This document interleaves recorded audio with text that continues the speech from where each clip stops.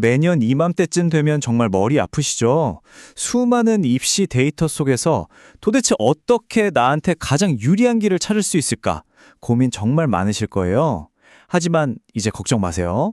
오늘 바로 그 AI를 여러분의 개인 데이터 분석가로 만드는 법, 제가 명쾌하게 알려드리겠습니다. 네, 바로 이거죠. 이 데이터 미로. 수많은 숫자랑 표를 보면 어디서부터 뭘 봐야 할지 정말 막막하잖아요. 근데 말이죠. 이 복잡한 미로 안에 분명히 기회로 가는 길이 숨어 있거든요. 오늘 저랑 같이 그 길을 찾아내는 지도 한번 그려보자고요.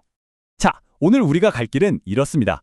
먼저 데이터 미로를 살펴보고 AI라는 아주 똑똑한 개인 비서를 만날 거예요. 그리고 아주 중요한 3단계 질문법으로 데이터를 탈탈 털어볼 겁니다. 이걸 통해서 진짜 통찰력을 얻고 마지막에는 나만의 숨은 부석을 찾아내는 거죠. 자, 그럼 바로 출발해볼까요? 일단 우리가 초한 현실부터 좀 보죠. 여기저기 흩어져 있는 엑셀 파일들, 수많은 데이터들. 이걸 보고 무슨 전략을 세운다는 게 솔직히 거의 불가능하잖아요. 그렇죠? 이 혼돈을 명쾌함으로 바꾸는 게 우리의 첫 번째 목표입니다. 바로 여기에 이 모든 판을 뒤집을 비밀 무기가 있습니다. 바로 AI죠.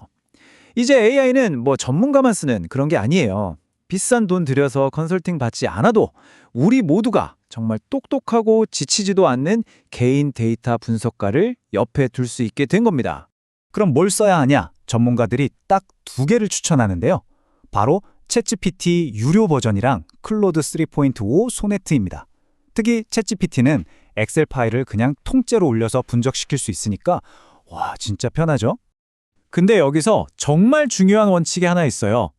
AI 분석의 퀄리티는요, 전적으로 우리가 어떤 데이터를 먹여주느냐에 달려 있습니다. 정리도 안 된 쓰레기 데이터를 주면 당연히 쓰레기 같은 답변만 나와요. 이게 바로 garbage in, garbage out이죠. 자, 보세요. 이게 바로 모든 분석의 시작점입니다. AI가 시간의 흐름을 읽으려면 데이터를 이렇게 깔끔하게 정리해줘야 해요. 연도, 대학, 학과, 경쟁률, 그리고 정말 중요한 충원 인원과 70% 컷까지요. 최소 5년치 데이터를 이렇게 하나의 표로 쫙 정리하는 거, 이게 정확한 분석의 진짜 첫거입니다. 자, 데이터 준비 끝났죠? 그럼 이제 본격적으로 AI를 써먹을 시간입니다. 제가 지금부터 마치 30년 경력의 베테랑 분석가처럼 데이터를 탈탈 털은 3단계 질문법을 알려드릴게요. 이 분석 과정은 마치 탐정 수사 같아요. 3단계로요. 첫째, 추세 분석으로 전체적인 그림을 봅니다. 숲을 보는 거죠. 둘째, 변동성 분석으로 그 안에 숨겨진 패턴을 찾아내고요. 마지막, 이상치 탐지로 결정적인 단서, 바로 우리가 찾던 기회를 딱 잡아내는 겁니다. 자, 1단계 첫 번째 질문은요. 데이터의 전체적인 판을 잇는 거예요. 아까 말했듯이 숲 전체를 한번 쫙 훑어보는 거죠. AI한테 이 프롬프트를 그대로 복사해서 넣어보세요. 지난 5년간 경쟁률 변화가 가장 큰 학과 5개, 그리고 70% 컷이 계속 떨어지고 있는 학과를 찾아줘. 이렇게요. 이 질문 하나로 요즘 어떤 학과가 뜨고 어떤 학과가 지고 있는지 그 흐름을 바로 파악할 수 있는 겁니다. 자, 이제부터가 진짜 재밌습니다. 입시판에 숨겨진 비밀 공식이 있거든요. 바로 퐁당퐁당 패권이라는 건데요. 이름부터 뭔가 재밌지 않나요? 이 퐁당퐁당이 뭐냐면요. 말 그대로 어떤 학과 경쟁률이 한 해는 높았다가 그 다음 해에는 퐁당, 떨어지고 또 그 다음 해에는 오르고 이게 반복되는 거예요. 근데 이게 왜 중요하냐? 이게 바로 예측 가능한 기회가 되기 때문이죠. 작년에 높았네? 그럼 올해는 퐁당 떨어질 차례일 수 있겠다. 이런 강력한 신호가 되는 거예요. 이런 통계 분석 AI가 기가 막히게 잘하거든요. 이 프롬프트를 딱 주면 AI가 알아서 표준 편차 같은 걸 쫙 계산해서 퐁당퐁당 하는 학과들을 찾아줘요. 그리고 핵심은 이거죠. 그 중에서도 작년에 높았으니까 올해 퐁당할 차례인 곳, 즉 우리가 흔히 말하는 빵꾸날 가능성 높은 곳을 추천해줘 라고 콕 집어주는 겁니다. 자, 이제 마지막 3단계 분석입니다. 이번엔 규칙적인 패턴이 아니에요. 데이터 속에서 갑자기 툭 튀어나온 이상한 신호, 바로 이상치를 찾아내는 겁니다.